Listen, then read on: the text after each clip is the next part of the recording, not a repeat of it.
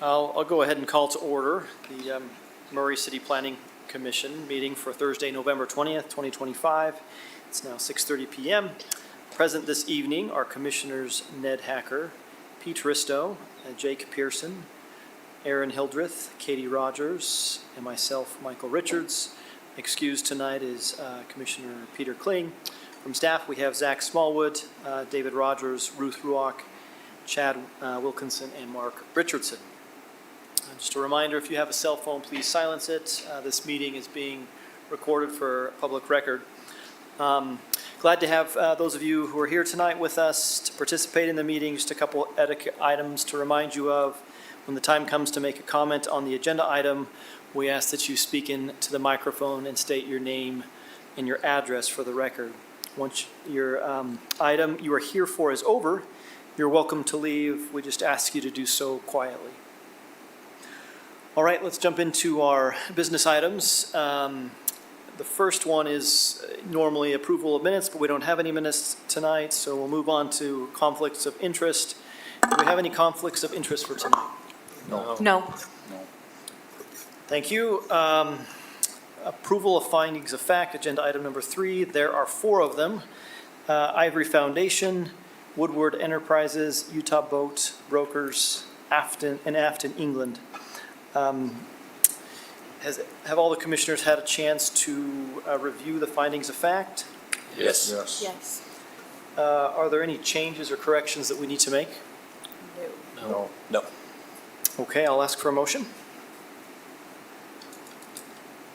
Mr. Chairman, I'll make a motion for the commission to approve the findings of fact for Ivory Foundation, site plan review, Woodward Construction, design review, Utah Boat Broker, conditional use permit, Afton, England subdivision amendment. Thank you. We have a motion from Commissioner Haristo to approve the findings of fact for Ivory Foundation, Woodward Construction, Utah Boat Broker, and Afton, England. Do we have a second? I'll second it. Thank you. We have a second from Commissioner Hacker.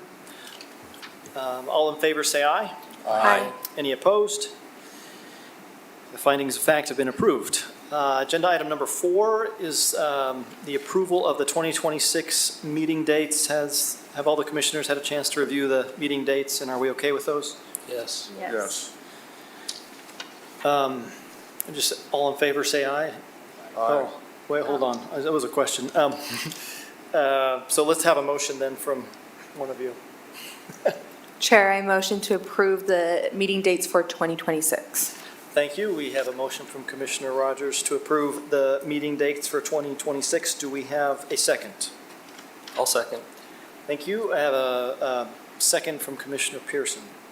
All right, agenda item number 5. This is a conditional use permit. We need a vote. Sorry? We need a vote on the motion. Oh, I'm sorry. Let's vote. Ruth, are you taking the vote, the roll call? Yes. Okay. Yep. Did you Or make is the it just an motion? aye?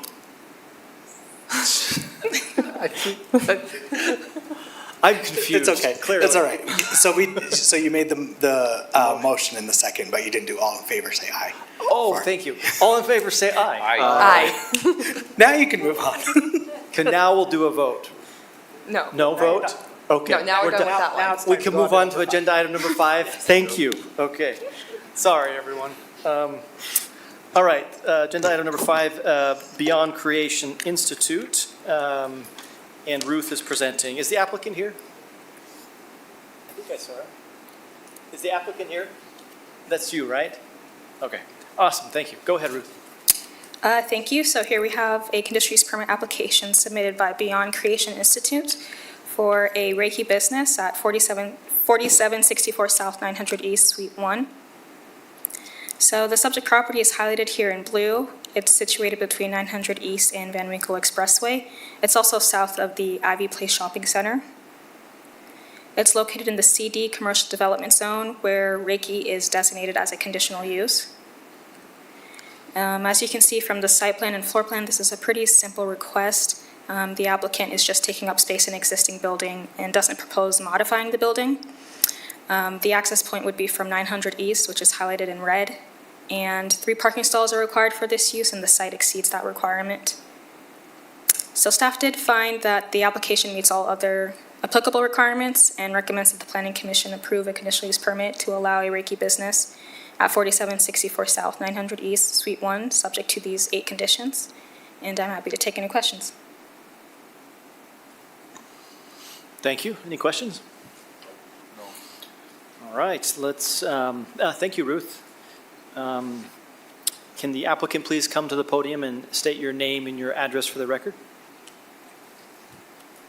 So, do you want my business address or my home address? Your home's fine. Okay, so Dora Lee Olds, 1390 East, 4705 South, number 2, Mill Creek, Utah 84117. Thank you. Have you had an opportunity to read the conditions, and are you able to comply with them? Yes. Thank you. Anything else you'd like to add? If you have any questions, I'm happy to answer your questions for you. Do we have questions? I thought we had a question earlier. But- I was just curious, what Okay. exactly is Reiki? Sorry, is that something that's like Reiki, so licensed? that's a Japanese word. It was developed in Japan in the 1920s.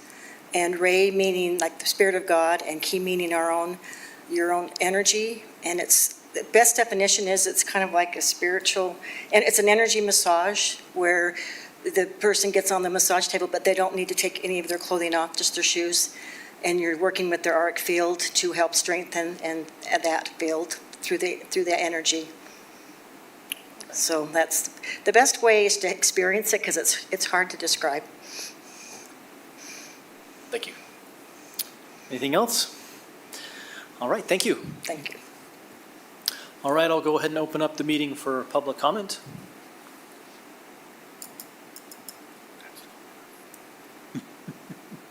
Seeing none, I will close the public comment and bring it back for any discussion that we might have.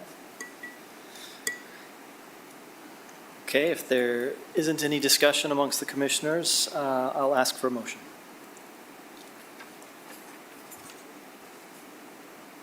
Mr. Chairman, I make a motion that the Planning Commission approve conditional use permit to allow a Reiki business at 4764 South 900 East, Suite 1, subject to the conditions as laid out here. Thank you. I have a motion from Commissioner Hacker that the Planning Commission approve conditional use permit to allow a Reiki business at 4764 South 900 East, Suite 1, subject to the 8 conditions. Do I have a second? I'll second. Okay, we have a second from Commissioner Hristo.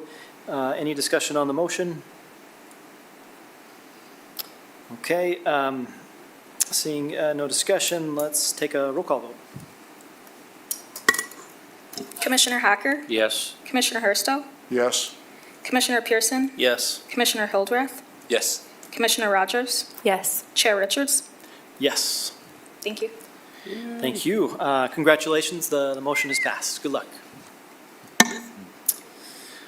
All right, moving right along to our agenda item number 6. This is a general plan amendment, legislative action.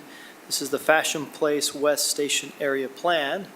And I think Mark is presenting, right? And David, are you both? I'm going to do a quick introduction. Okay, David's going to do a quick introduction. So yes, this is the Fashion Place West Station Area Plan, which will become a portion of the Murray City General Plan. And it is amending a previously adopted small area plan that was put together by VODA Landscape and Planning. And so I'm happy to turn it over to Mark Morris, who was the lead consultant on this project, who's going to give you a thorough presentation of the station area plan. Thank you. I just steal your HDMI. Welcome back, Mark. Thank you. It's good to be back. I appreciate the time tonight. Let's see if this connects.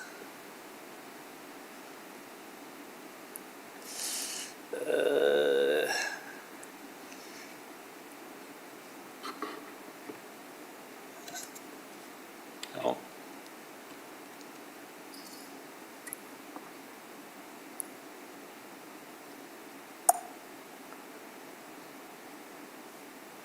You have handouts. There we go. Okay, we got there. Okay, great.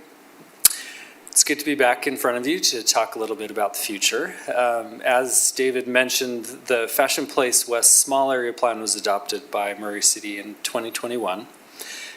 With recent state legislation, every city with a fixed rail station on the public transit system is required to have a station area plan. So this process that we've been through for the last few months, we started in about July, working through updates to this plan, working with allied partners, working with agencies and other entities in order to come into compliance with what the state requires for those station area plans. In this plan, as I'm sure you have seen, there is an entire chapter on implementation with a focus on catalytic projects for this particular neighborhood in the city. We can look at any of those and talk through those, but the implementation is a portion that the state required a lot more information than what a small area plan might entail. During this coordination process, we worked with what we call an in-house steering committee. So we had planning staff, community development staff, representatives from UTA, representative from Midvale City, the WFRC who was underwriting the project, a member of the Planning Commission. Aaron joined us for those discussions as well, and a representative from the City Council. So that group, again, we met twice a month for a few months to work through specific questions and what's the direction we want to head with these. I caught the tail end of your discussion earlier about kind of as a planning document, what we're doing is to kind of identify what happens next. And so the intent here is to map out in the next 5 years, 10 years, 20 years, what are the steps that need to happen in order for any of this to come to fruition.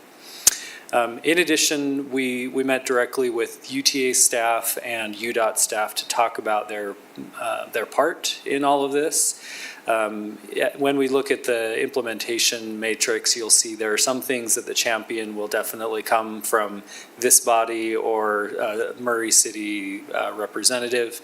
UDOT and UTA, there are projects that they will kind of take the lead and everyone will work together to accomplish those. We also had discussions and feedback from the Fashion Place Mall management team. They were involved with that 2020 project and small area plan. We've checked in with them to kind of talk about what's their thoughts about the future of the mall site. And the things that we've got in this plan are very much in line with the direction that they're heading with their hopes and dreams for the mall. And in addition to that, during that 2020 project, we went through what we call a full public process of open house, online survey. This project was very much in the depths of COVID, and so I have a little bit of trauma response to this project, but a lot of that we kind of transitioned from having a lot of in-person discussions to it going all online. And so we found that we actually got a lot of great responses because a lot of it was on an online survey and everyone was at home. So we got some good input during that process. The vision, as you've seen in the document, I would say the focus is on context sensitivity, making sure that there's no one-size-fits-all solution for this neighborhood. It's quite a large area, and so in every part of the plan, we've broken down into smaller sub-areas within the project, as far as recommendations for density and land use types and so forth. The implementation chapter, as I mentioned, we've got this matrix that kind of maps out, here are some smaller tasks. If we are going to do something big, how do we break it down into a task? Who's in charge of doing that? Who are the partners that we're going to need to have in the room in order for that to happen? And like I mentioned, a lot of this is focused on catalytic projects. This area is a large area. There are many hundreds of property owners. These catalytic projects we identified to say, here are the things that could really make a big difference as far as encouraging more development or encourage change in infrastructure and so forth. So that that chapter, I'd say, is one that wasn't present at all in the small area plan. We had a small discussion of implementation in the summary, but the implementation chapter is brand new to this document. Are there any questions I can answer, or anything you wanted to talk through as far as the plan itself or its vision or intent?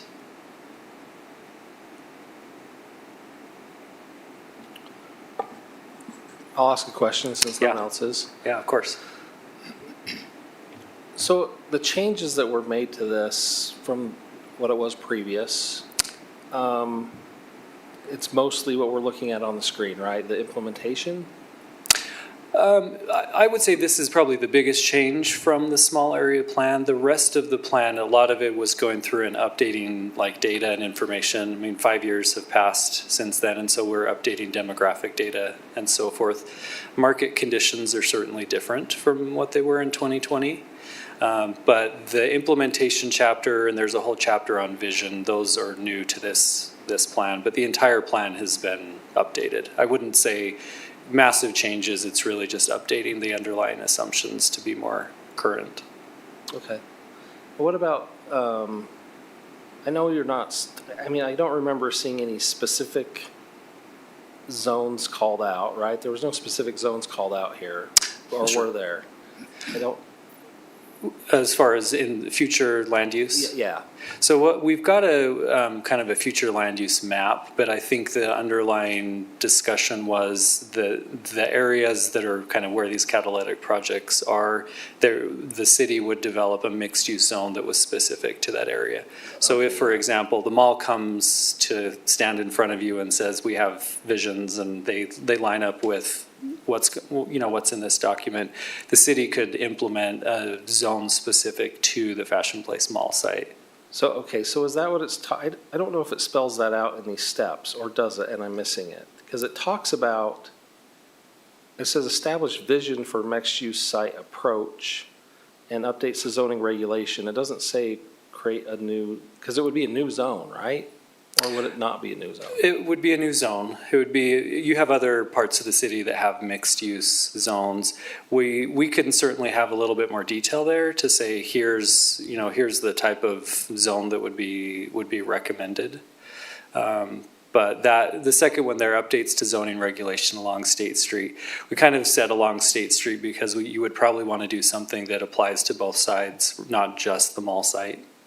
Okay, yeah, I don't even know if we need detail on what the zone would look like, but I don't think we called out that we want to do a new zone. Or did I miss that? We can get into more specifics there in the matrix that just say, here's a project to say the city can update the zoning, to zoning there. Okay. I think zoning is a key tool that the city has complete control over. You don't have to go to UDOT or UTA or anybody. And so I think as far as like who's gonna kind of light the fire under this project, the city can approach the mall management and say, hey, we'd like to talk about a rezone. What should we do? Yeah, okay. I don't have any other questions, thank you. Yeah. I had a few questions after the fact. I hope we don't get mad. I probably could have asked these in the meetings in hindsight, but Yeah. No, it's great. I just heard about UDOT's. Oh, sorry. UDOT's objections to the bridge project, and that just got me thinking. I know there's a dozen or so kind of agencies across that are part of this. Do we have like written memos or statements from them that kind of detail any support, objections, anything like that? As for the specific to the Winchester Bridge, Not that bridge, but the whole project. Because I mean, what the UTA's in there, the stormwater folks. I wrote down a list. We got like the Fashion Place Mall, of course, the RDA guys, Mount Olympus Improvement District. So we're in active conversations with all those agencies.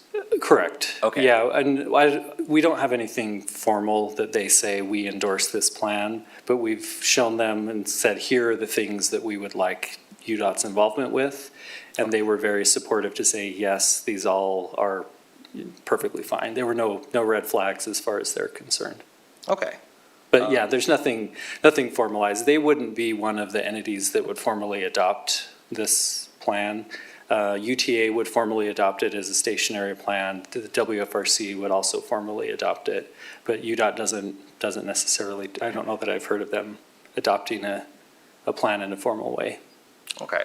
And as I understand it, we don't have any like anchor developers, anything like that. No one's expressed direct interest in building anything specific at this time?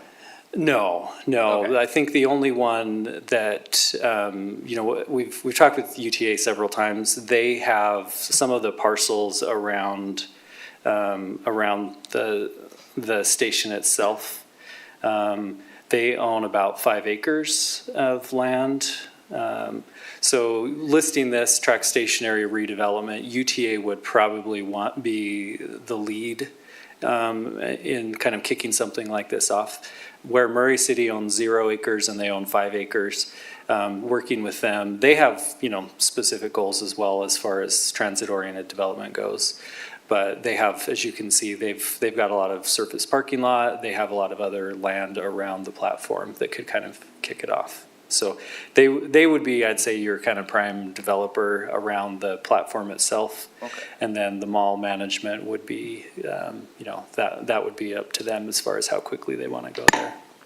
Okay. Another question I had, I don't know if this is better for you or staff. One concern I had, again, in hindsight, I don't know why these didn't come up to my head when I was in these meetings, but Sure. parking spillover, like if this area gets developed, these buildings get denser, is there any kind of zoning parking or something to protect the residential parking? Because I know up in Salt Lake sometimes you go to these events, you're parking in someone's front yard, which is real awkward, Sure. right? Yeah. Is that a problem we foresee? No, we have included in one of the tasks around the, specific to the redevelopment around the station area, to do like a parking study, a market study. This third one down here, if there is redevelopment, UTA, in talking to them, building on their park and ride, they say, well, we have to replace the park and ride if we are going to build on it. And it was, well, is it stall for stall? Is it in UTA? I guess there are many people that all have varying opinions. And so I think going through a development process, there would be a parking study to say, okay, how do we mitigate parking spillover into the neighborhoods around it? Is that something that's currently planned in like, my brain is in executor mode, right? So I'm just seeing how we actually execute this vision. So is this currently in plan, or is this something that would happen if other things happen first? I think it would be something where Murray City would go to UTA and say, okay, your representative said, I'm on board. Who do we talk to kind of start that process? Because there are several steps there.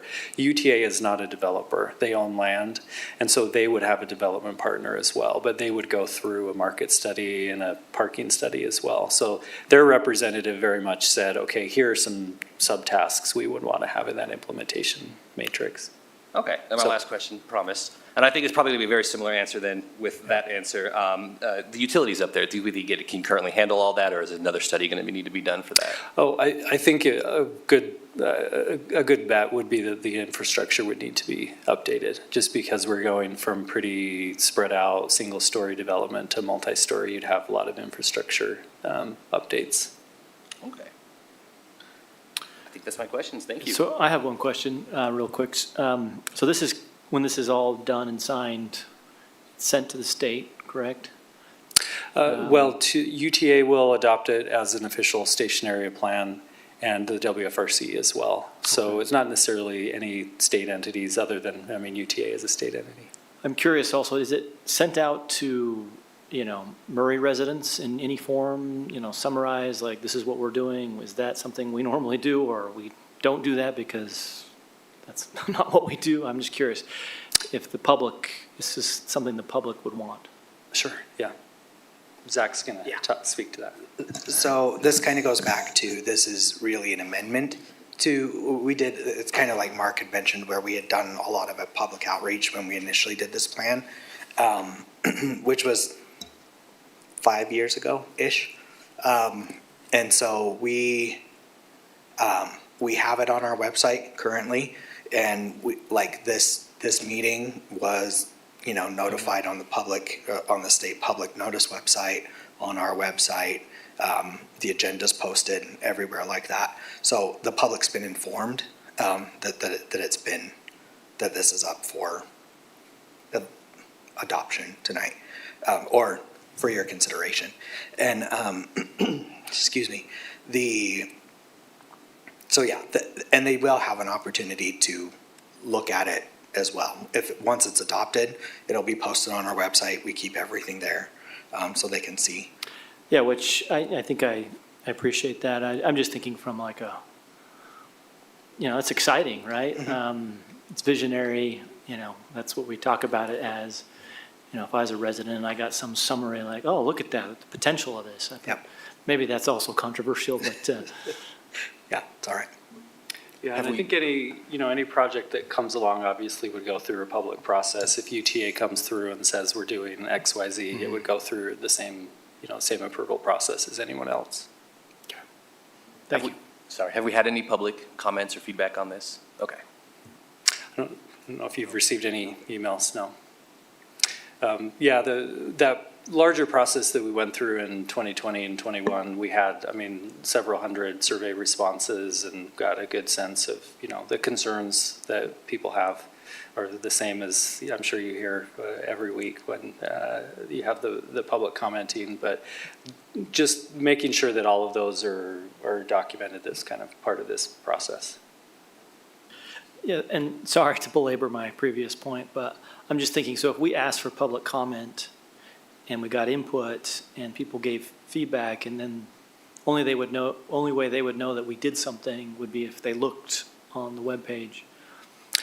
Sure, yeah, it's the same with any planning document that you. Yes, maybe, maybe it's neither here nor there. I just thought that would be a fun thing to announce. Sure. Anyway, we can move on.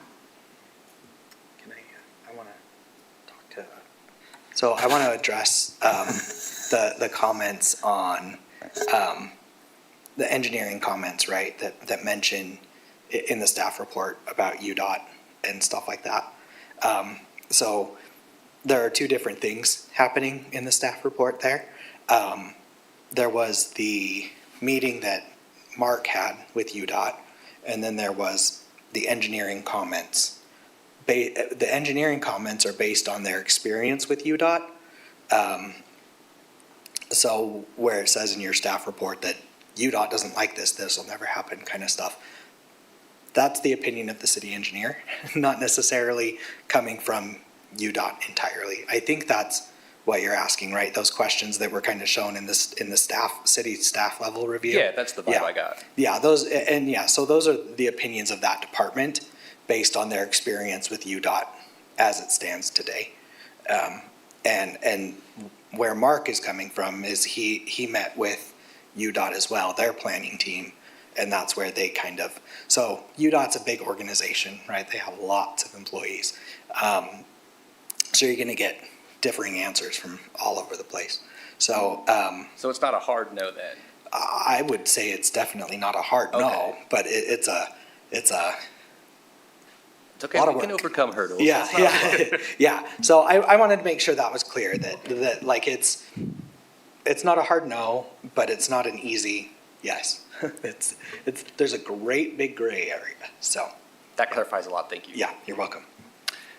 And I think to follow up on that, we also met with representatives from the Salt Lake City Transportation Office who went through a Life on State process with UDOT. And so in this document, what we've spelled out here, these are the recommendations from another city who has been through this process with UDOT.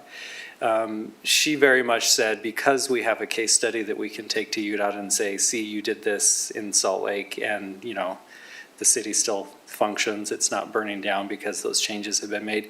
She said that was a process that UDOT, they were involved. It took a long time, but they got there. And so I think we're not saying that you're gonna walk in the door and they're gonna accept, but at least the door is open and they said, yeah, we're open to it. But it's very much on the cities, they said it's up to the city to kind of get that process going. They're not gonna come to you and say, here's what we wanna do.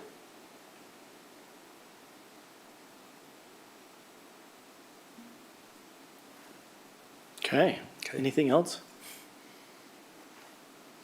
Thank you, Mark. Yeah, thank you, appreciate the time.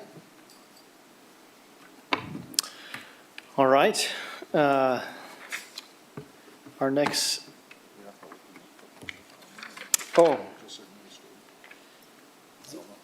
is there sorry,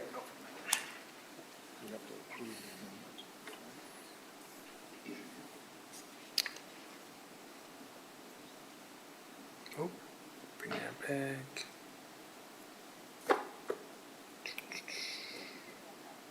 Yeah, so I'll open it up for a public comment. Sorry. Come on. No?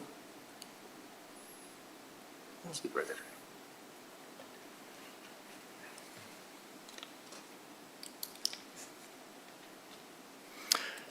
Okay, seeing none, I'll close the public comment. Any discussion amongst the commissioners? I think it's a good plan. I like it. There's, it's been I think in it's very process exciting. for 5 years-ish. And you talk about public input, public has had a lot of opportunity to provide input, so I don't think I'm very concerned about more public input, so.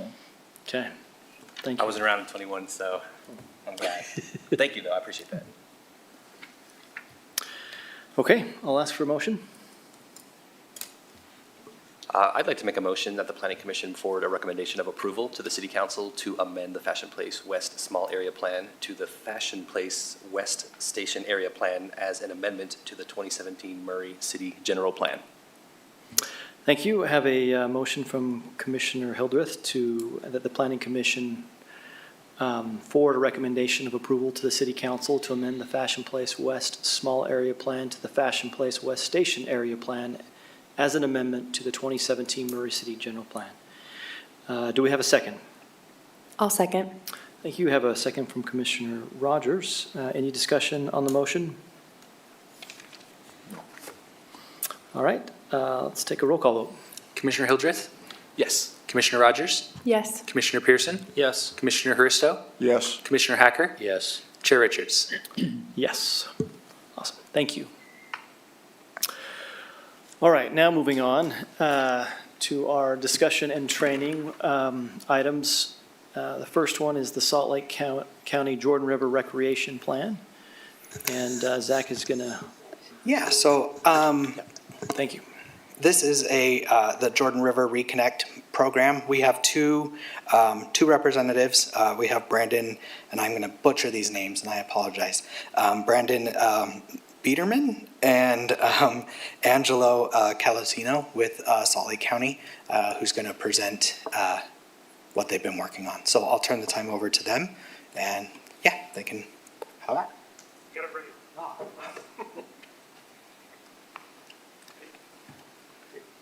Thank you and good evening. I'm Angelo Calosino with Salt Lake County Parks and Recreation, and appreciate you allowing us to come here before you this evening to kind of update you on a plan that we've been working on for a few months now and coordinating with your planning staff and the 4 other jurisdictions within the study area. I don't know if you're familiar, back in 2022, the state legislature approved legislation, House Bill 173, basically designating a certain portion of the Jordan River corridor as a Jordan River Recreation Area Zone, and that extends from State Road 201 to 5400 South, which of course is in Murray, and then it includes 4 other cities, West Valley, Taylorsville, Mill Creek, and South Salt Lake. And with that, we started working on a plan, a master plan for that stretch of the river. The legislation calls out that linear stretch, but also 250 yards on either side of the river. And so we've commissioned Port, a planning firm, and a landscape architectural firm out of Philadelphia, to come in and help us do this. And we feel like we're working for all 5 jurisdictions to kind of do a small area master plan similar to what you just approved for your station, Fashion Place Station. So, but this is looking at that specific stretch of the Jordan River and how it goes through each one of those jurisdictions and how we can probably improve it over time in multiple ways. And I'm going to turn the rest of the time over to Brandon Biederman to kind of give you an update and run through the plan as it has progressed and then the future schedule for it. Thank you. Thank you, Angelo. Let me just put this into full screen.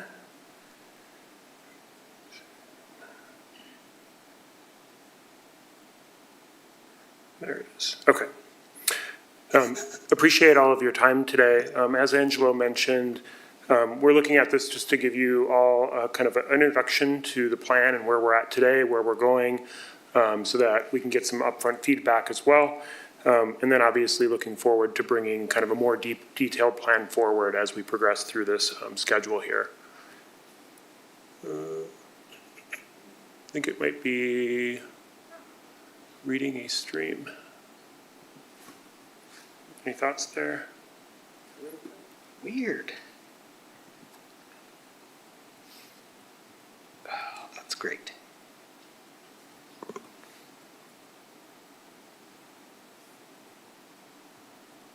wonder if you have to reopen the PDF. I might. Looks like a PDF issue.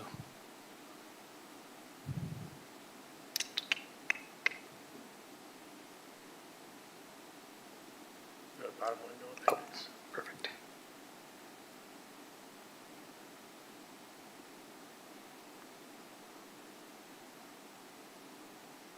Now let's, yay. Perfect. Okay. Thank you, I appreciate that. So, as Angelo had mentioned, you know, we're working for the Salt Lake County, but really see all of the jurisdictions, the Jordan River Commission and the other stakeholders as the primary, you know, as clients of this. And so wanting to make sure we get this in front of you all. We're Port, we're a public realm landscape architecture and urban design practice. And we are kind of leading this project with a fairly extensive team, but primarily working on this effort with us is Rio ASE, Applied Science and Engineering. They're our hydrological engineer in ecology. And then we have PROS Consulting, which is a operations management and governance funding strategies consultant that works across the country on you know, everywhere from state parks down to local park systems and municipalities. And then we have, again, a series of other consultants that we are using as advisory as questions come up that help us ensure that this plan is, you know, technically feasible, et cetera. The quick agenda here is I'll run through the project schedule. I'll look at goals and priorities of the plan. We'll talk a little bit about the public outreach and the stakeholder engagement, and then kind of cover the conceptual framework plan as it exists today. Given time, it'll be a pretty high-level plan, so I apologize if I go through this a little bit quickly, but obviously we can look forward to discussions or questions afterwards, and then just to touch on next steps. So this project started back in 2024, and we really split this into two parts. The first part was really about visioning. This is an extensive community engagement process. We did a lot of on-the-ground work at that stage, which I'll share a little bit more about shortly. And then the part two started up in about June or late June, mid-June of this year, of 2025, and runs into early 2026, and that's the part that we're in right now. This schedule is showing that second part, so parts 3 and 4, or that second phase. We've been working through these kind of concept frameworks, are in front of you here today in November and in front of the other jurisdictions. And then we'll be really working through the details of the plan, the kind of final plan document, which we look to bring back in front, you know, in early 2026.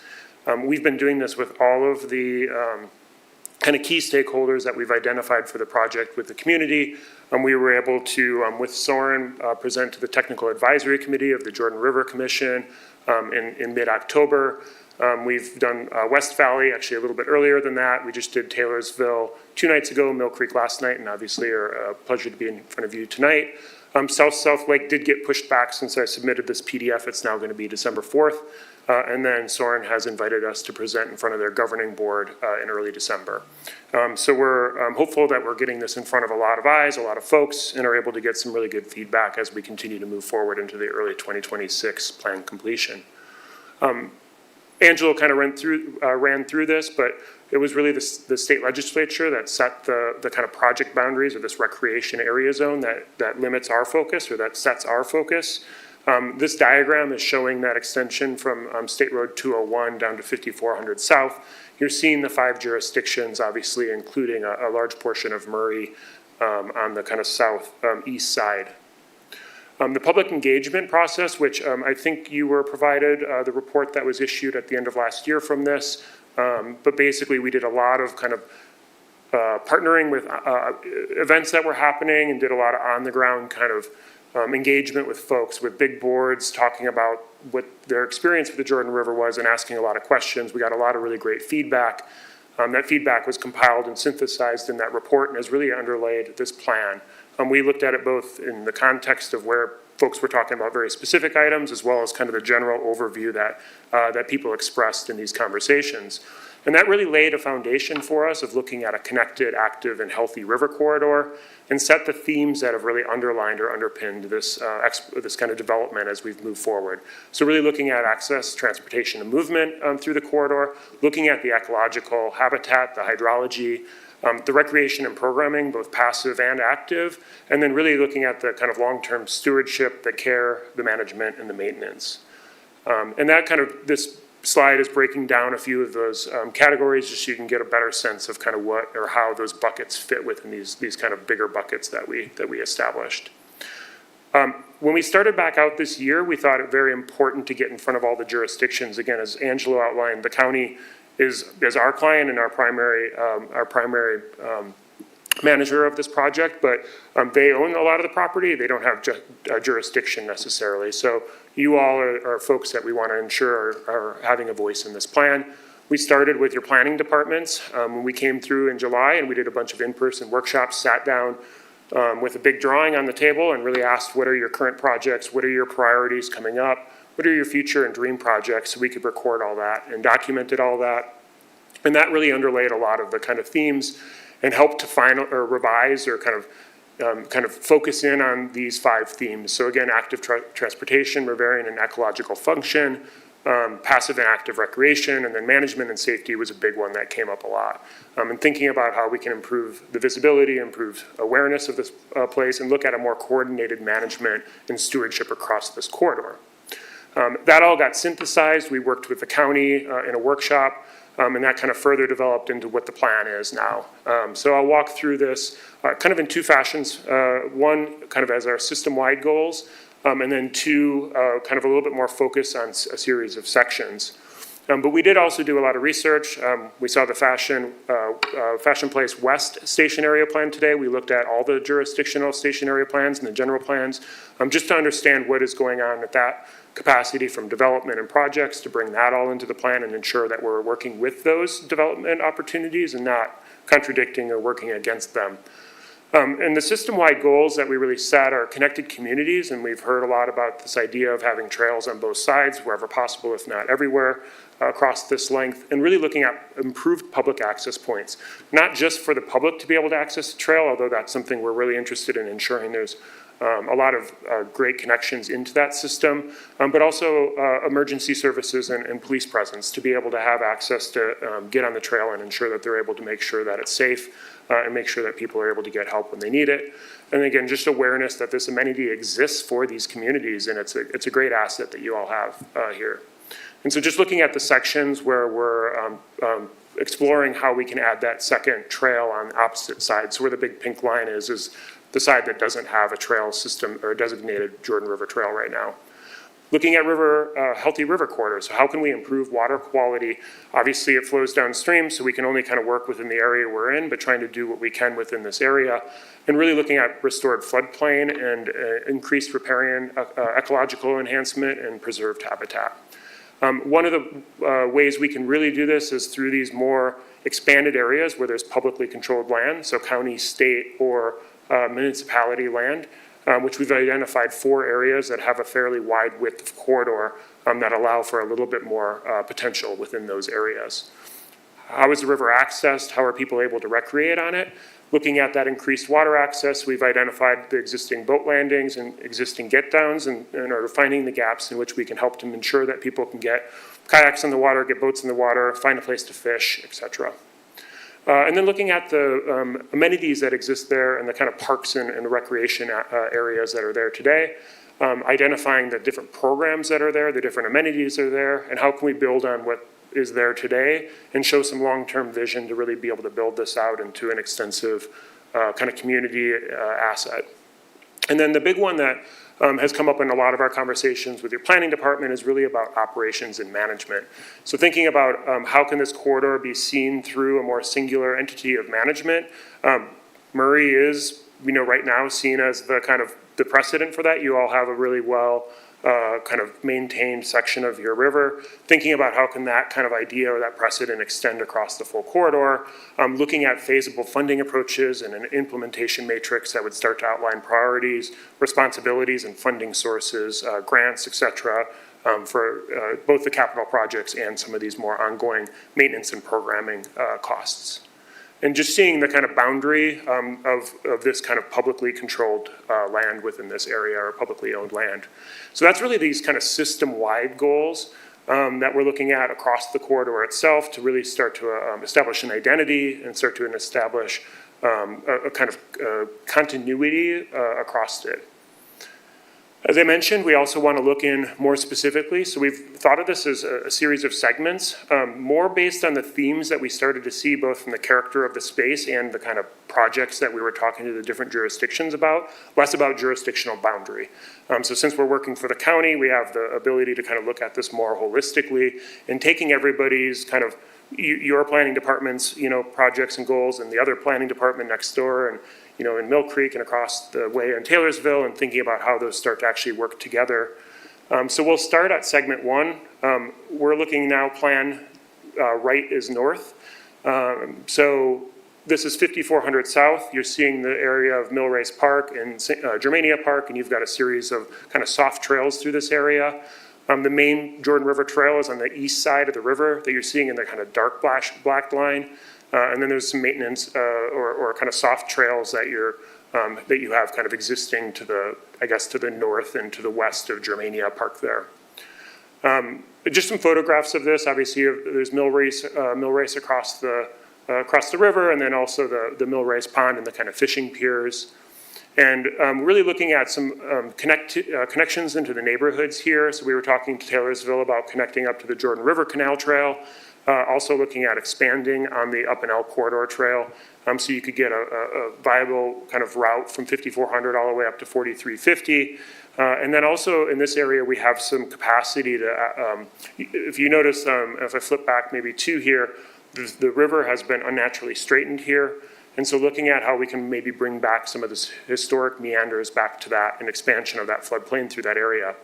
So we've been working with our hydrological consultant and some ideas, and they've been being very mindful not to have this affect any infrastructure or any existing amenities, but work within the kind of space that's within that area, and using LiDAR, on-the-ground research and field observation, finding those historic channels that used to exist to be able to start to reestablish that kind of more natural meandering, which would help with expansion of riparian ecosystems and flood, kind of the floodplain itself. On the left here is an example of a restoration they did in Greeley, Colorado, where a formerly straightened river was brought back to its natural meandering, and then thinking about how through these wetlands you could have boardwalks or other kind of opportunities for soft trails, et cetera, that build on what you already have there today, to be able to really experience that kind of ecological amenity. Moving to the north, this is segment 2. We call this, this is by the little Cottonwood here, but there's the three parks right now, so thinking about them more as a whole. So you've got the Confluence Park, you've got Little Confluence Trailhead and Arrowhead Park. They all have amenities, but they're not easily connected and they don't share the same amenities. So how can we think about these as more of a unified place to go where you can access each of the three a little bit more freely and take advantage of the amenities that exist there today. The Kennecott Nature Center is also in this area, which is obviously a big benefit for you all. So how can we ensure that that is getting kind of a natural area around it to be able to be supportive of the kind of students and public's endeavors as they're taking advantage of that. And also then the trail is running on the east here, and then it crosses after it gets across Murray-Taylorsville Road. These are just some quick pictures of some of the assets there. You've got a few shelters, you've got the bathroom, and then you've got parking at each of the three parks. So really thinking again about how you can unify those and start to connect in on Murray-Taylorsville Road as a neighborhood connection, and make this a nice destination for folks in the area. And there's some opportunities here again where we're not necessarily changing the main channel in this area, but looking at side channels that start to expand that floodplain and improve ecological function and benefit here. You're seeing, again, the hydrological studies. One really great benefit here is you've got your pond here that is helping with stormwater filtration. We've heard it's been dredged quite a bit, and being able to have a little bit more of a flow through that will really help with the maintenance not being as frequent and having some more natural kind of movement through that pond. Just moving a little bit further north, this area is a little bit thinner of a corridor overall. Thinking of this more just a habitat focus and trail focus. Again, the trail on here is on the west side. This goes past the Freedom Shrine. And there's also a couple portages here. You're seeing just the two kind of varying degrees of, I guess, experience as you move through on that trail. You get kind of the more residential with the lawn area, and then you've got this area that's got the industry across the water. And bringing, again, both trails, trail to each side, so you get that kind of benefit for both sides. You get and one thing I forgot to mention before too, but a lot of this is also to start to create loops. So you don't have to do down and outs as much anymore, but you can start to have these different loops as you work through, just to have a more useful experience along that line. And then the neighborhood connections that you're seeing here as well along the Big Cottonwood and 5400. Moving to the north, this one is where all 4 municipalities come together. So you've got Taylorsville, West Valley, South Lake, and Mill Creek, and obviously Murray is just a hop, skip away. So really thinking about this as an opportunity to, again, start to think of these more cohesively as a unit. The trail continues on the west side here from the south as we continue north, crosses over and then goes under Meadowbrook Expressway and continues on the east side going north further. We've got the Mill Creek Trailhead in the General Home Park, which provides some picnic pavilions and a bathroom, and you've got the bridge going over, so you've got some assets here. But really thinking about taking that core of kind of more active programming and expanding that out into a more passive recreation or ecological kind of area. You've got so many municipalities coming here, this could be a really great kind of destination in the center of our overall project study area. There's also a lot of opportunity here because of the expansion of where the county land is, county and state land. And so thinking about how, again, you could start to look at some of these side channels and really create some areas of ecological benefit for both the flora and the fauna, wildlife, waterfowl, et cetera. There's also some connections here that we're looking at creating, one being right by General Home Park, being able to have a better trail access off of Carlisle Park Lane, and then looking at potentially connecting at Carlisle as a opportunity here. And then we're showing a new road connection that connects from Riverboat Road over to 3900 South, but more as a parkway that provides access to a potential, as I mentioned, like thinking about these all four corners being activated for programming starts to give you opportunity on both sides for parking. And this is, again, the diagram that our hydrological consultant put together from opportunities from looking at the LIDAR and where there's opportunities for these side channels. And you can see on the north side of Meadowbrook Expressway, being able to take advantage of that larger area, which is also something that we know has some encampment issues right now, and so starting to make that a little bit wetter provides obviously the ecological benefit, but also helps to prevent some of the encampment issues that are occurring there today. The further north here, this is a pretty limited area. This is where Tracy Aviary is. We've also met with Tim from Tracy Aviary and had some conversations with them and how we can be supportive of the efforts that they're undertaking here. And the trail runs on the east side here. It's a pretty tight corridor through here. So just looking at, again, getting the trail connections in here and then getting some existing public access in here. And also working with South Lake on this police substation that they're working through right now. A big part of this one here is right now there's a limited ability to get off the trail as you move from coming into 3300 and continuing south. And so looking and working with South Lake and working with Tracy Aviary at providing a little link so that you can get out to 3300 or access the trail from 3300 to help with some of the the safety issues that are occurring there today. The second to the last one, moving north, this is the kind of largest area that we have. This is the Redwood Conservation Area. There's a substantial portion of county land here. This area also is, the kind of north side of this area is designated as a wetland conservation area. So really trying to take advantage and think about that. One thing to note here is this is also where the federal jurisdictional levies come into play here. So you're seeing this trail here, if you can see my mouse. This is one of the levees, and then the levee is here, and this is where it kind of acts as a funnel as a channel gets pushed into the levees and moves towards the bypass. You've also got the amenities of the Utah Cultural Center. Just to the north, there's the rec center that is looking, currently under programming to be expanded or to be redone. So there's a lot of assets here that we could really, build on. And so one of the things that we've been thinking about here, given the kind of wetland opportunities and the passive recreation and active recreation potential, is thinking about this as a county destination park, where you could really take on some really interesting ability to capitalize on this land, this kind of larger natural area in the heart of these communities. So again, working with our hydrological consultant, you're seeing a lot of these side channels that could help to reactivate these wetlands. One of the things I didn't mention before is the Brighton Canal was filled in, so that no longer is providing a source for these wetlands. So they're losing their, the kind of natives are falling out, and we're getting the kind of invasives back in. So being able to reestablish that would be a huge plus. Thinking about program areas and opportunities, and then of course the two-trail system being able to move through here. The last one I'll mention is there's this Confluence Trailhead. That's a piece of land down here. And thinking about that as an access point or a nicer trailhead for South Lake as a main point coming up from a Mill Creek connection, or a connection along Mill Creek. You're seeing the studies that our hydrological consultant did here. We are, looking at the potential to create a larger series of ponds in here that really are a nice habitat for wildlife or waterfowl, like a migratory bird destination, et cetera. And also being able to recreate or reestablish that riparian and wetland ecology that was, that as this is a wetland conservation area. We've met with flood control, the county flood control. We've met with U.S. Army Corps Section 404. We're working on getting a meeting with Section 408 and trying to kind of iron out some of the details of what this would look like from a recommendation.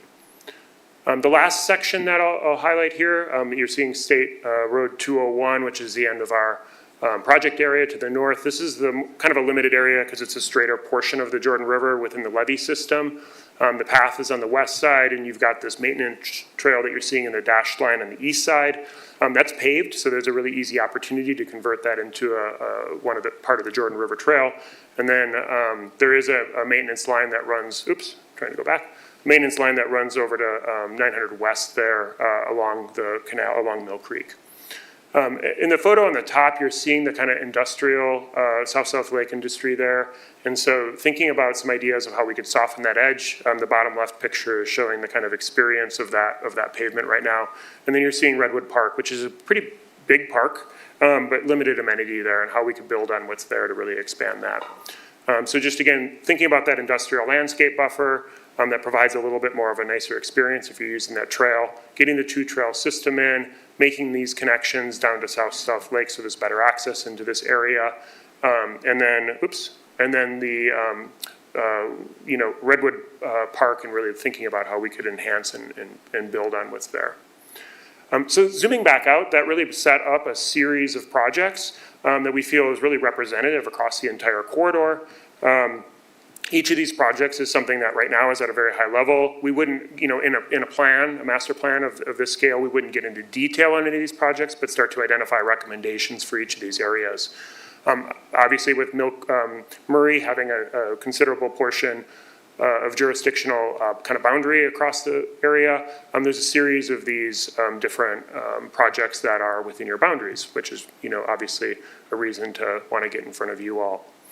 Through all of this, we really feel like these are aligning to, and we try to keep our eyes on the themes that we heard from the community, and ensuring that this is consistent with the message and the kind of the wishes and desires and feedback that we received in our original engagement. So yeah, just touching on the schedule one more time, we're with you now. We're going to go through the rest of these jurisdictional boundaries. I'll point out at the top there, we've been working on developing online web materials. So all this information we are going to get on a web platform that is that you're able to go through in a fairly interactive way. And then there'll be some opportunities for feedback, and that's what we want to try to get out. We'll make sure that we share that with your planning department and they can share that with you, but ensure that gets out to your constituents, anybody that wants to know more about the plan or wants to provide any feedback. This would be a great place to do that. It'll also be, the link for this is on the county's website, and it's on the Jordan River Commission's website. We've worked with Soren to get that on there as well. So I appreciate your time today. I hope I didn't go too fast through that, but please, any questions or comments for myself or Angela, we're all ears. Thank you. That was great. I appreciate the background. Any questions or? I do have a question. I think it's around the Redwood Park area that there is a Aloha Dam in that area that you To the cannot. further downstream, Yeah. right before the bypass. Yes, Yeah, I think there so. is. Is there a plan to remove that? Because I know we removed another one, like 43rd or something like that. Is there a plan to remove that? My understanding is, and I'll let Soren or Angelo jump, or do you want to just jump in? You might know more about it than I do. Yeah, great question, Commissioner, thank you. Yeah, Salt Lake County Flood Control has been working with the Army Corps of Engineers because again, that also is still within the levees along the Surplus Canal and the diversion structure there that takes the water from the river and diverts it either into the river or straight down the Surplus Canal. And they've been studying it. The County Flood Control with some engineering staff and a consultant has come up with a couple of different options to not technically take it out, but remodel it in a different way. So we still be able to get the water levels to back up to go down the diversion structure, but not make a dangerous element like which is there now, which is basically a dam structure that when people try to go over it, they've been caught and so forth. But it's still in the process of being looked at. And there's also I think further discussion and review happening to see if it can possibly even be moved further downstream and down the Surplus Canal to allow a larger or longer stretch of the Surplus Canal to possibly even be used for rowing, because there is a rowing contingent here in the valley. Yeah, sure. And they get out on the river and they would like to be able to have at least 2,000, I think it's 2,000 meters to be able to row and practice and so forth. So I think that's in the discussions, but that's all with county flood control, and I'm not sure where that's at. But I've seen a couple of basic designs so far about changing the existing dam structure into what basically they've done at Winchester Street, where it's basically just a drop weirs, a section of drop weirs, Yeah. rock formations, so it just drops and people can kayak or canoe through it, but you can't actually row through it. So that's why I think they're studying a little bit further. Okay, So- perfect, thank you. And then I think that there was some docks down by that Redwood Park where you could launch your boat, and I think they removed those? Well, there was, for many years, there were 3 tiered Yeah. platforms. They've since been removed, and we are actually currently working on a boat launch, to put a boat launch in Okay. there, a permanent structure that could, at this point in time, the critical thing is to have a takeout, because Yeah. people are actually coming downstream from all of the additional boat launches and portages that we've installed upstream. And so before you get to the Surplus Canal diversion structure, we need a safe exit. And so we're in the process now of designing that. We're going through the review process with the Army Corps of Engineers to get that approved. But we're also looking at possibly adding a second type of boat launch there for rowers, for their sculls and so forth. So we're going to be probably looking at that here in the near future as well. But right now, we are working on an actual permanent ramp to have for a takeout right there. Awesome, And thank we're you. hoping to be able to construct that next year. That's great, thanks. I had a question. I know this is more of a high-level view here, but one of the concerns that I've heard with respect to safety and trying to mitigate these areas to become accessible or develop homeless encampments, that sort of thing. Is it this responsibility of each city's jurisdiction and police force to kind of maintain that, or is that kind of, how do you envision that occurring? Are you speaking specifically about enforcement or about design strategies to Kind of help with that? all of the above, to Yes. speak to that to the extent that you can, I guess. Yeah, so from a design strategy standpoint, that is something that we'll be incorporating into the plan, and that ranges from everywhere to, and we talked about having maintenance be more of a single entity. So I think an example is in Murray, there tends to be better trees being limbed up and kind of lower, and you've got your kind of 4 to 8 foot kind of view threshold. Obviously, that helps a lot with safety because you can see, right? There's also the idea that having a trail on both sides doesn't necessarily provide a physical access to somebody that might be on the other side, but it provides visual access, which again helps with safety. So there's these layers of strategies. The other big one is public access points, so providing access points for more people to get to the trail and therefore being used more helps, again, with making it not maybe a place you want to be from an encampment standpoint, but also, and actually it was a South Lake sheriff that called these public access points, which we've taken on because we like that term because it is both access for the public, but, they were talking, the sheriff was talking about how, a lot of times it's hard for them to get to the trail and they have to go down the trail for a long ways before they can get to anybody. So thinking about how more of those will help, your enforcement and the other jurisdictions' enforcement get there more frequently. So yeah, there's more thought that we need to put into that, and we've been, obviously hearing a lot about that. A suggestion that came out of, I think it was the meeting last night with Mill Creek, it might have been the one before, there's a number of these in a row, but, just even the idea of having, right now there's mile markers along the trail, but even starting to designate 10th mile markers provides an easier access for somebody to call in and report, a safety concern or an emergency. And so, again, just ensuring that there's a number of these layers to help with that. So that's from the design side, which is obviously what we can control. But yeah, from the enforcement, I mean, it is your police forces that are the ones behind that, so. Okay, thank you. Just to follow up on that, so I have seen Murray police on bikes, I think, in Murray. Is that, so does each city have, a time period where they're on bikes out on, on the trail? And is that part of what you're saying in terms of it could be more coordinated around the timing and additional? Do you have an answer for that? I don't know what each of the jurisdictions are doing from a standpoint of how they're policing the space.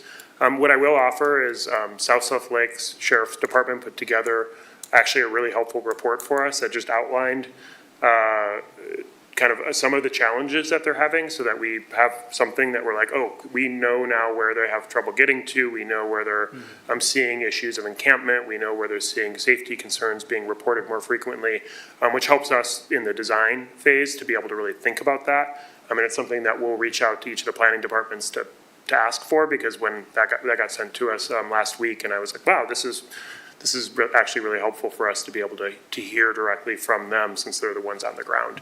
I don't know, though, how frequently that what each jurisdiction is planning from a time standpoint of that, but if you have anything to add, don't want to put you on the spot. So. No, it's okay. Hi, I'm Soren Simonson. I'm the Executive Director of the Jordan River Commission, and public safety is one of the really major concerns that we hear about, and it ranges from homeless activity, drug activity, people going really fast with all of the proliferation of e-bikes and all kinds of devices that move really fast, and sometimes they're quiet, not like a gas motor that's really loud. And so each jurisdiction maintains their own law enforcement. The bill that Angelo referenced earlier that created the Jordan River Recreation Area, there was also some significant funding that was attached to that. It's just been in place for a few years, and that funding is distributed by the Utah Division of Forestry, Fire, and State Lands, and the law enforcement program that was recently consolidated within the Department of Natural Resources. So they distribute funds to improve and step up patrols around the Jordan River, and that's happening in each jurisdiction. They kind of deploy funds to the communities where it's needed the most. And as you can imagine, the communities that are feeling the biggest impact are the ones that house significant social services, the Pamela Atkinson Homeless Resource Center in South Salt Lake, the other resource centers in Salt Lake City, and some of the other service providers. So there is a coordinated effort that's happening on that front. There are a lot of ideas that have come out of this about how to support that, from being able to better report incidents, being able to identify where you are if you're somebody that's passing by and sees something and wants to say something, and you call 911, but you don't know exactly where you are. That's a challenge. So there's a coordinated effort. The commission, under the guidance from our governing board and our technical committee, are right now working on ways to kind of step up some of that activity and making it easier to patrol, making it easier to report and identify location, and also maybe creating some coordinated response about how do we set common standards when you've got almost 20 different jurisdictions with their own law enforcement, and they each adopt their own policies around what's motorized and how do you define, their speed limits. Several cities have posted speed limits recently on the Jordan River Trail. So we're trying to coordinate those efforts, make it easier, and each jurisdiction ultimately makes their own decisions, but we're trying to define some best practices that kind of go in parallel with a lot of the work that's been going on around this plan. I hope that helps a little bit. Yeah, that's super helpful. Thank you. One other question. So I love the idea of like better mile markers so you can kind of know where you're at. I spent a lot of time on the trail, and I'm in sections that's not in this discussion, but one thing that I've noticed, at least when you go further south, is there, sometimes when there's junction points, I don't know exactly, it's not clear where to go.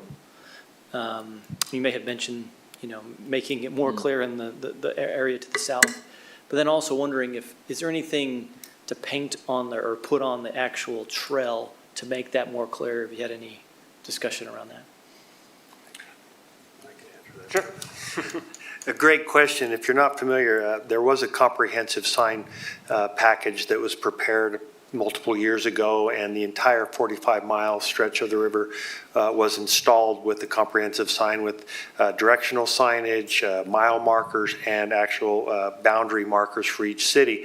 And part of that package did include markings for the asphalt to help with this exact subject that you mentioned about directing to, a stub or a little trail to go to the neighborhood.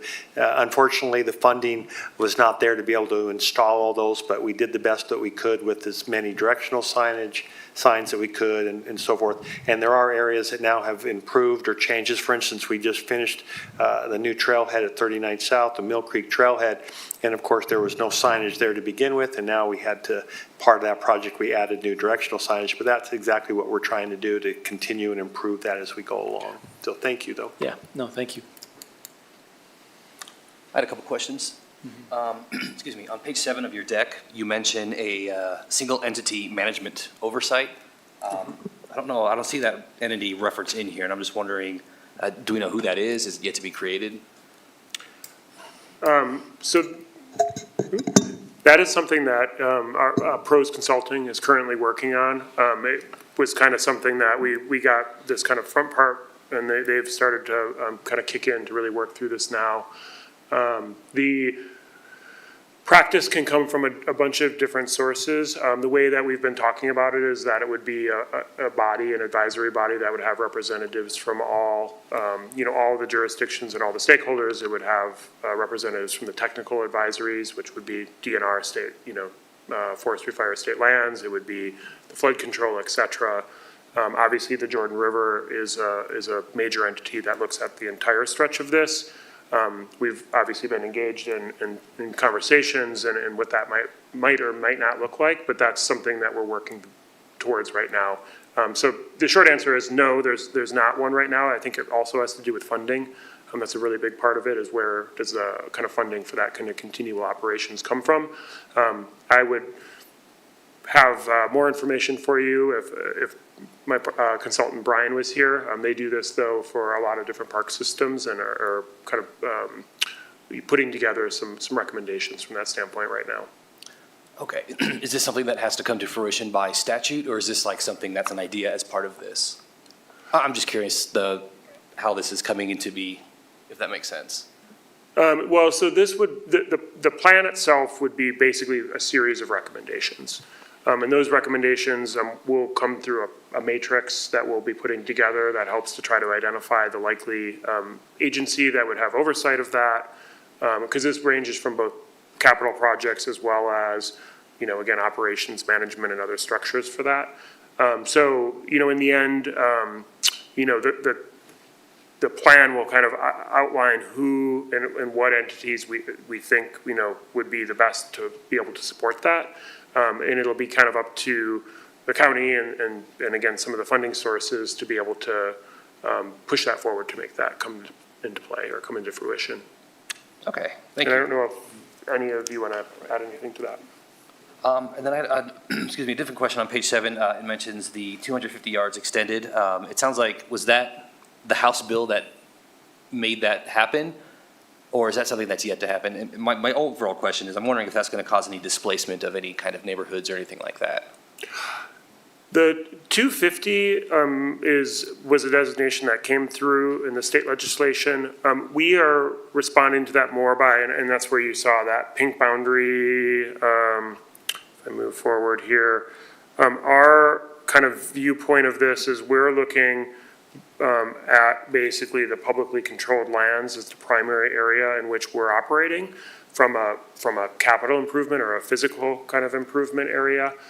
There may be recommendations in there for how partnerships could exist with entities. So obviously getting a trail on both sides, in some cases, there's not really a lot of room there.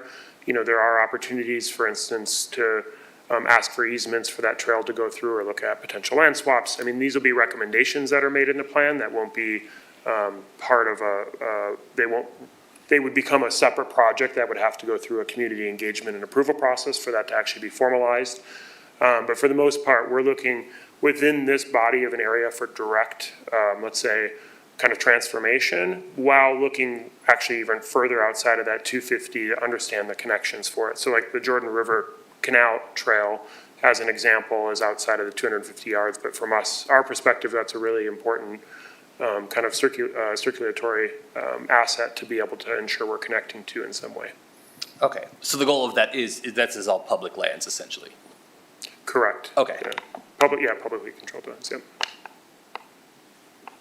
Does your plan also include ideas for improving like storm retention basins? The one I'm thinking of in particular is at the Rio Tinto Nature Center in Murray. It's been there a long time. Pretty much probably half overgrown since it was originally put in. So does the plan take into account repairing those, upgrading those, renovating those? I wouldn't say specific to like an entity that exists, but I think in general, there will be, so one, the idea of the expanded floodplain and looking how we can create a more healthy waterway through this area. You know, moving water obviously provides a lot of benefit to prevent that from occurring as quickly. We will highlight recommendations for how stormwater might enter into it, but the plan doesn't have the capacity to identify every utility structure and like where that would go and how that might operate specifically. So again, it'll look at recommendations to be able to set that up, but it wouldn't actually like start to identify all of those.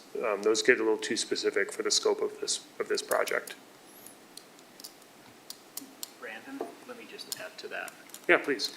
Thank you, Ned. That's a great question. And there are two documents that already exist. You might be familiar with these. One of them is the Blueprint Jordan River, which was created in 2008 and updated in 2022. And then the Jordan River Commission's Best Practice Guidebook for River-Oriented Development. Both of those contain a lot of high-level strategies around managing stormwater systems. We know that they're prolific around the Jordan River, probably thousands of stormwater outlets, either directly into the river or into a tributary or into a wetland area. You know, when we started paving things 100 years ago, you have to do something with the water, and that's a complex, complicated system. There is a lot of work that's happening around stormwater system best practices and development, and that is a major focus of the Jordan River Commission.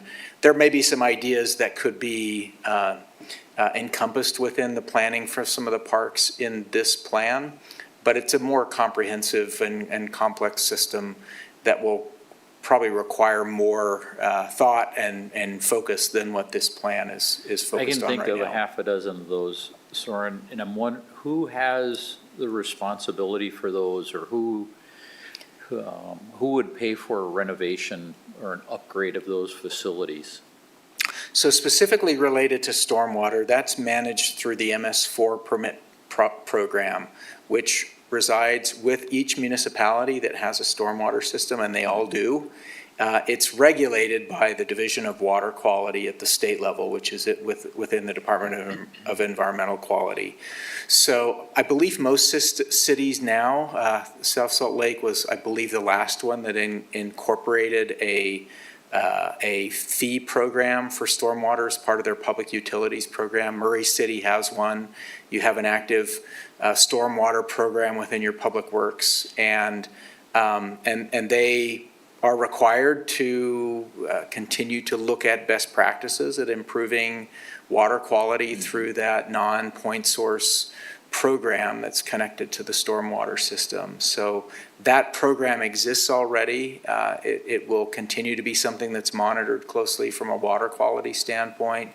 And the programs that are developed by each municipality obviously are part of a bigger system that benefits the entire river and everything downstream. But that's Murray City Public Works and the MS4 permit program are where stormwater is managed actively within the city, and that's probably the best place to deploy some of those ideas related to stormwater management.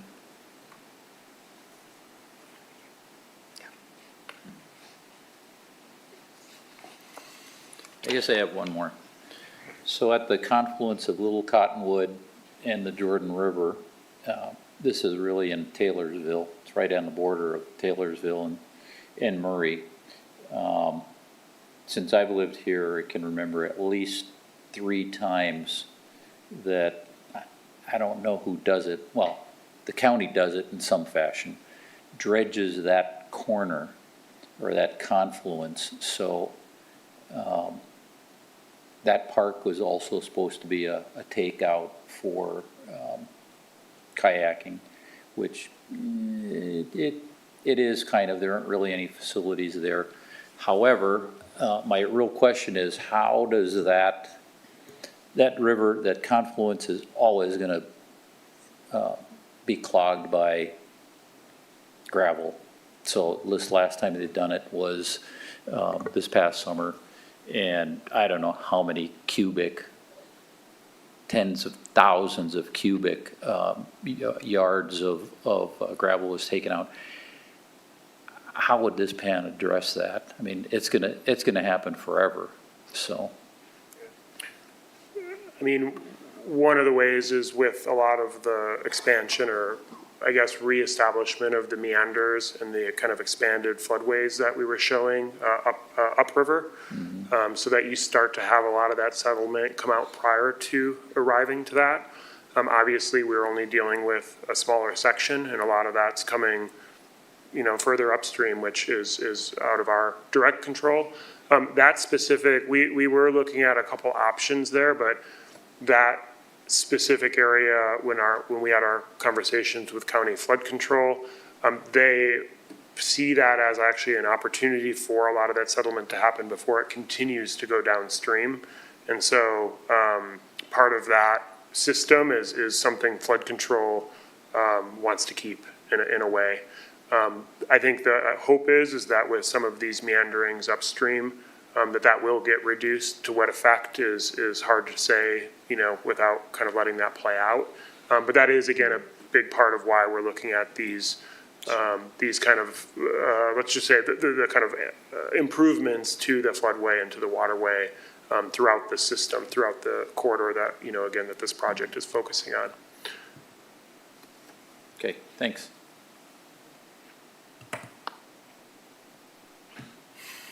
All right, anything else? Okay, thank you very much. Yeah. Thank you. Oh, sorry, Brad. No, please. Yeah, appreciate all of your time. Thank you. Thank you. All right, we have our last agenda item. This is the Open and Public Meetings Act training, and Mark Richardson is going to be presenting. Yes, he is, because I'm not him. And, nope, you are more than welcome. You could co-present. No. I know this is what you've really been waiting for for the meeting tonight. So anyone who has been on the commission for a while has heard this same presentation. You have to get it every year, so you could probably give it. Those of you who are new, it will be new, and in the next few years, you'll be able to give it too. Unfortunately, there's not a lot that changes from year to year with the Open and Public Meetings Act, so I think I do have one new slide this year. For those of you that have seen it before, you can watch for that. But you are required as a member of a public body to receive annual training on the Open and Public Meetings Act. So like I said, we do this annually. As I'm going through, please, if you have any questions, feel free. So the basic idea behind the Open and Public Meeting Act is that the government should do its business openly, should be transparent, and people should see what takes place so that nothing is done kind of behind closed doors. So that's the reason behind the act. Openly refers to the action that this body takes needs to be done just where people can participate and see. So we have often the citizen comment here periods. People are welcome to come and be here, and they make their comments. However, just because they're here doesn't necessarily mean they can take any time they want or say any time they want, but they do have the right to be here and can provide comments when they're invited to do so. But for the purpose of the Open and Public Meetings Act, a meeting is the convening of a public body, basically to do anything that is within the scope of the authority you've been given as the Planning Commission. The convening of a public body with a quorum present to take action on some official item. Like it says, a relevant matter is just anything that's within your scope. So we always say that if you are together as a group, that's a meeting if you're discussing business. So social gatherings are not necessarily a meeting. If the 7 of you happen to be somewhere at another city function or something, just the fact that you're together doesn't make it a meeting. However, we always caution you, if you start to talk about items that are on an agenda or could be on an agenda, you could turn it into a situation where you've now created a meeting. So just when you see each other, don't talk shop outside of the meetings. Quorum is usually defined as a simple majority unless it's otherwise defined by law. The quorum of the Planning Commission is 4 of you. We are required to notify the public. The Planning Commission and all public bodies for the city publish an annual schedule of when the meetings will be held. In addition, we also publish notice before each meeting with the agenda, the date and time, and the information that people need to know. I can't see too many situations where this would happen with the Planning Commission, but there is the option where you don't need to give that notice in an emergency situation, and in the process for that, again, I can't see the Planning Commission having too many emergencies that would require a meeting without that. But the agenda is something that needs to show basically that somebody could look at an agenda and have an idea of what is going to be on the meeting so they know what's going to be presented. Each topic is listed as a separate item. You've seen, and it happens quite often, that perhaps an issue or an item or a question that's not necessarily on an agenda can be brought up. At the chair's discretion, something that's not on the agenda could be discussed. However, no formal action can be taken if something is not on the agenda. Again, something I don't think very likely to happen with the Planning Commission. I suppose it could, but there is the provision that allows for closed meetings in certain circumstances, and there's a process you have to go to have a closed meeting. In an open meeting, you have to have a quorum present, and 2/3 of the members would vote to close the meeting. The reason for closing the meeting and who voted and how you voted would be recorded. But again, during a closed meeting, you can't take any official action. You can't do your votes or make anything formal. It has to be done in an open part of the meeting. The reasons why you can close a meeting typically deal with discussions about individuals, strategy for litigation, real estate transactions. So again, I don't know that it would, I'm not aware of us ever closing a planning commission. I can't think of one. So minutes For a closed meeting, it shall be recorded. Written minutes may be detailed. There are some exceptions when you wouldn't keep a recording of that, but you also would swear an affidavit as to what took place in that meeting. Records and notes of a closed meeting are considered a protected record under GRAMA. We saw with COVID electronic meetings that were very popular. There's kind of two options: electronic meetings with an anchor location. That would be a situation where you've got people here, but maybe someone from the Planning Commission is away and still wants to participate. That's only authorized if if you have a rule that allows for it. I don't know that the Planning Commission does. Actually, they do? Okay. We don't encourage that, obviously, but also with COVID, we saw a lot of electronic meetings without an anchor location where everyone was just virtual. There is a process for that if the chair makes a finding that it's not safe to meet together. Hopefully, we don't have another situation in COVID like that, but the chair would just make a statement saying it's not safe, and you'd have to provide notice for how people could participate. I think when it first started, one of those determinations could last forever. The legislature pulled that back a little bit, and a determination like that is only good for 30 days, and then you'd have to reissue another statement. Again, hopefully we don't have to deal with that again. But predetermining action is prohibited. This seems fairly straightforward, but you can't get together beforehand and decide what you're going to do in the public meeting. That is improper. Enforcement. People are allowed to participate and be in the meetings. However, if someone is disrupting a meeting to the point where they're not allowing the meeting to go forward, they can be asked to leave. We can require them to leave. Any action taken in violation of the Open and Public Meetings Act can be voidable, and there are enforcement options through the Attorney General or the District Attorney. You'll see at the bottom, violation of a closed meeting is a Class B misdemeanor. People can also sue privately to undo an action that you take if it violates the meeting. One thing I did want to mention I don't have a slide for it. We've talked about this before. It's kind of related to the last slide in the Open and Public Meetings Act, but that is the having communication with people outside of this meeting who, not necessarily on the commission, members of the public or people that want to talk to you about an issue that's coming up. One of the things that's important with these boards is maintaining impartiality and integrity, and that all the decisions that the Planning Commission makes are based solely on what's presented here in the meeting. So we talk about ex parte communication, speaking with someone outside of the meeting directly or indirectly about something that may be on the agenda or may be coming up. Just be aware that people that come and present at the Planning Commission, they have this due process right where everyone involved should have the same opportunity to hear and present the evidence at the same time. So again, your decisions are supposed to be made on what happens here on the record. So again, I also recognize you're out in the public and people are going to want to come talk to you. So we've just said in the past, if that happens, end the communication, let them know. You're not allowed to talk about it outside of a meeting. And probably the appropriate thing to do at that point is to, at the meeting, mention that the communication occurred if there was anything of substance disclosed, so that everyone can have the benefit of that same information. Or if it was to the point where you didn't feel you could set that information aside, you'd recuse yourself. So that's just something we mention occasionally.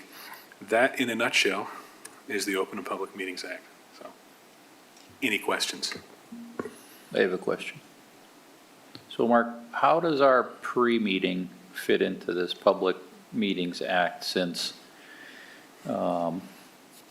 if we don't have a quorum, we'll know before we get there, probably we'll cancel the meeting. Yeah.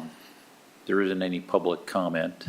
No. And there's no action taken by our committee. So how does that particular meeting fit into this bigger Public Meetings Act? Correct me if I'm wrong, I believe it's posted that we meet for a pre-meeting at 6 o'clock. People are welcome to attend.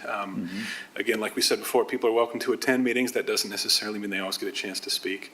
Since we don't take a vote in there, we don't take any action.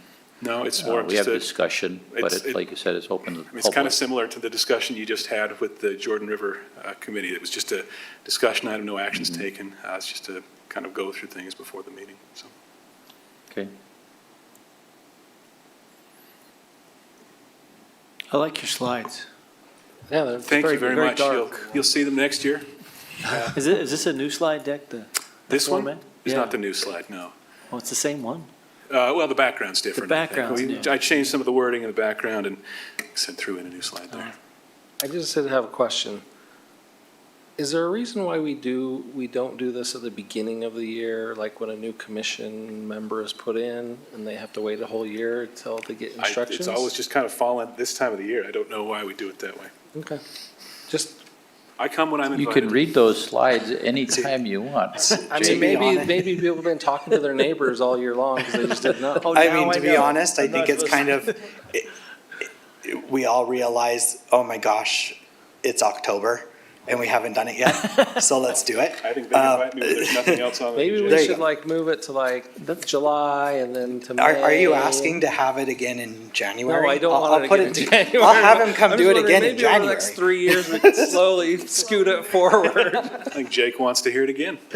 So, I think these slides might be in the packet that we got at the beginning of our terms as commissioners. Yeah, I was about to say, I got this no is all such familiar. packet, but it was during COVID and no one could touch anything or do anything, so that might be a good reason why. All right, I think that's it. Thank you, okay. Mark. Thank you. Okay, that is our agenda. Mr. Chair, can we vote to have 2 of these meetings a year? You can vote. Well, I don't know that it'll pass, but Okay, I won't make any motions. all right, do you have a motion to adjourn? Oh, fine, I won't talk. Oh, sorry, no. No, it's tired. fine. I really don't have Obviously, I'm anything. tired. We'll have Go ahead. something on December 4th. It's kind of a heavy agenda. It's becoming that anyway. So, yeah. I'm sorry, what did you say? What agenda? It's, well, you can kind of see it Heavy, there. oh. We have 1, 2, 3, 4, 5 things on it. So let me know early if you're not going to be able to make it. Packets will be coming out sooner because they're due next week. And so since next week is also Thanksgiving, you'll probably get your packets on like Wednesday. So, Sounds good. yeah, that's all I have. Okay. Thank you. Now motion to adjourn. Motion to adjourn at 8:07.